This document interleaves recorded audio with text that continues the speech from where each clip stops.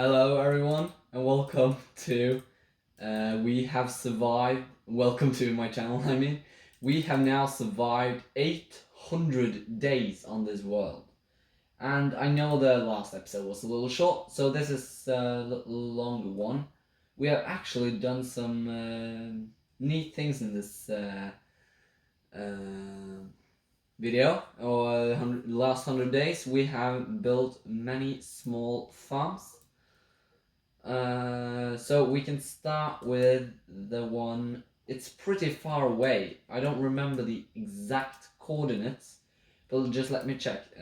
We have actually got some books, so we can have the coordinates in this computer, so it's easily to find. So we have actually built a blaze farm, so I'll just check that right out. Okay, so it's a little more this direction. And there it is. There's the portal that leads straight to the Blaze Farm. I didn't. I think it was pretty dumb to have to travel through the nether part of the nether every single time I would go to this farm. So yeah, I just made a portal, and I would rather fly in the overworld than in the crawny or the tight spots in the nether part of the nether, as I called it. But yeah, here is the farm. It's pretty simple. There is a, I don't know, yeah, there is the blaze spawner, and it spawns blazes that turn in this thing right here, and I just knock them out like this. I don't know if the mob switch is on, or if there is a, yeah, there it is. It's activating as we speak. So yeah, this way I have actually gathered a lot of blazes, so it's just, yeah, knock them right there. So this is a farm design. I used Shulkercraft's showcase, but I don't know, again, if he actually made it. So yeah, I made a few adjustments. I have a chest here, not there, because I didn't manage to reach the end of this tube. But yeah, we're going to go out before any more blazes come through. So yeah, that was this farm, and yeah, do you have seen the update on Minecraft? The enchantment effect on my armor is barely showing. It looks like enchantment free netherite get. So it's a little weird, but I'm sure I can get used to it. So yeah, and the next farm is actually a dye area, which we're going to travel. I just have to check the coordinates, and we will be right back. And here is the portal to the farm, and yeah, here we got it, the official dye area. So yeah, I have spent a little time on this, but it's small farms and quite repetitive. So yeah, here is what I think is the blue dye farm, and with some orchids and like things that creates blue dye, maybe a little yellow and orange too, I don't know. And down here we have the orange dye farm, and there is a many flower farms up there that helps me with the dyes. And we also have the iron farm that gives us red dye. So yeah, and here's the pink dye. So if I don't know if there's anything in it. Yeah, it's all. So if you just do this, it duplicates, and yeah, it almost looks like it. The same on this one for magenta dye, I think. So yeah, these dyes, you can use it to create a lot of. So I have access to every dye in the game. Which brings us to my next farm, which is the dye farm as well, but I take it as another farm. Oh, pillagers again. What a bummer. Is it a captain with him? Because in that case, I need to take a. It looks like it's not a captain with him. Yes, it is. Oh, I hate it when this happens. Let me just land on top of here. I don't think they see me. I'm just going to take a bucket of milk and just go and wipe them out. Sorry for this minor digression, but that happens when you are surrounded by useless idiots. Was that all? Really? With his powerful arm and weapons, there's really no threat from pillagers anymore. It wasn't before, I remember. It was really a nasty kind of work. But since I made this armor and I have made it to 800 days, it's really not that big a deal. But yeah, I need to find a cow, but I don't know if they originally generate in this kind of biome, since we are in a flower forest. But I think there is some back here, because this is plains biome, so it should be, yeah.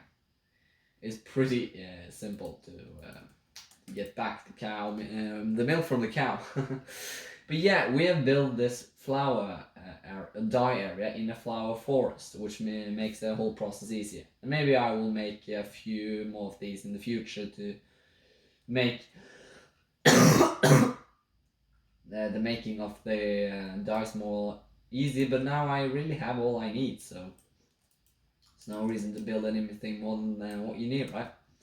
But yeah, this next farm is a cocoa bean farm, which is really just a cocoa bean that you place a cocoa bean here and it bone meals it and gives you more. So it's basically a duplication thing, and we get loads. I think it was like 8,000 an hour or something.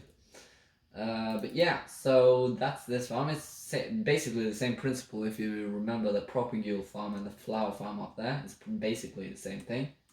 Uses the bone meal and observers and pistons and dispensers the same way. So yeah, that is the dye area. I'm pretty proud of this. This is all just to get every item in the game first and get all the resources possible. These farms are just for that purpose only, so we can make a storage system, and after that it will be much more builds and more non-farm things, but it will be some farms too. Don't take me don't think anything else. We will do more builds, yes, but there will be also many cool farms. So yeah, now we will go to the third farm, or the third and fourth and final one. And this is actually interesting, guys, because I need to clear so much wood from spawn to make this possible, because yeah, it takes a lot of space, and this needs to run forever, but it really didn't, because I got too much of it too soon. And what I'm talking about, ladies and gentlemen, is actually a cactus farm. So if we go through this portal, we will come to the portal that leads to the nether roof, and we will fly. Let's see. The chunks are spawning in a little slow, because this is really just a work PC, so, or PC for work. I don't know how you chose to name it. But yeah, let's go to spawn, and I will show you what I mean of a cactus farm. Yeah, look at this. All this was trees. All this was spawn and just trees and pine trees and all kinds of trees. But like you see here, this is a cactus farm. This produces insane amount of cactuses, and it is in the spawn chunk, so it will generate cactus all the time, because the chunks are always loaded. But if we go down here, we will see that it creates so much. I can't open that chest, but I think it's something in there too. I have just every cactus I can ever dream of, and yeah, this is a pretty nice farm. So the way it works, oh, it spoils. I had to build something, but you will see in the next video what that was. So yeah, basically I have it grow on sand, and because there's fence and a block between, it will consistently break.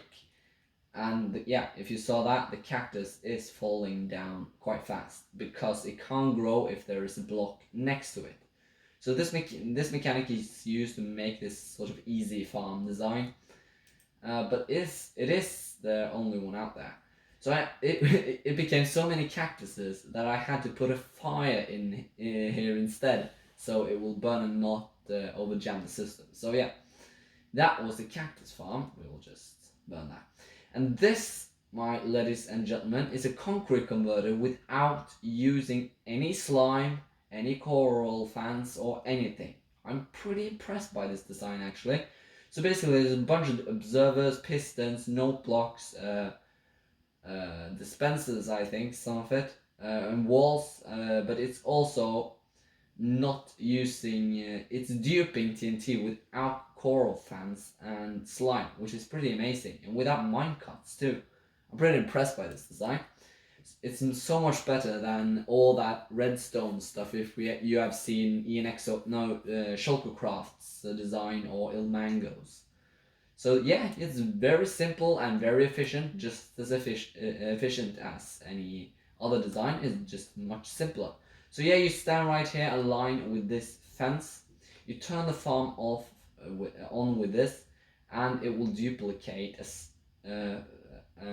you put the concrete in here. And because there is a water source there, it will convert into concrete, and it will just be pushed by this piston and this observer right here.